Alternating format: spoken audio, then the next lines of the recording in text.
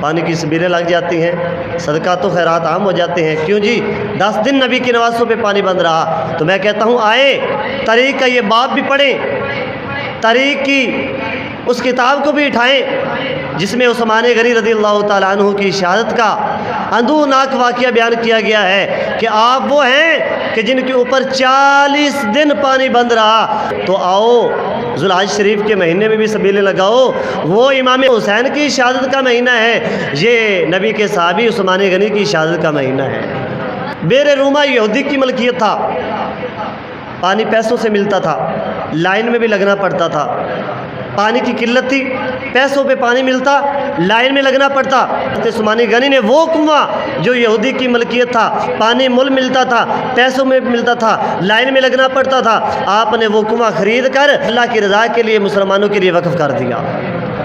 تو مصطفیٰ کی زبان سے جنت کی بشارتیں مل گئی، کریم اللہ پال آقا نے جنت کی بشارت عطا فرما دی، حضور سید عالم نے جنت کی بشارت عطا فرما دی۔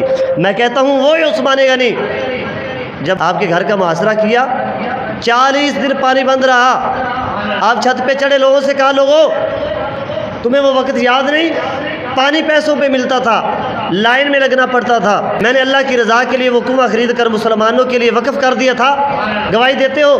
سب کہتے ہیں ہاں ہم گواہی دیتے ہیں۔ تو آپ نے کہا سارا مدینہ جس کنویں سے پانی پیتا ہے، کیا وجہ ہے؟ کیا آج عثمان غنی اس کنویں سے پانی نہیں پی سکتے؟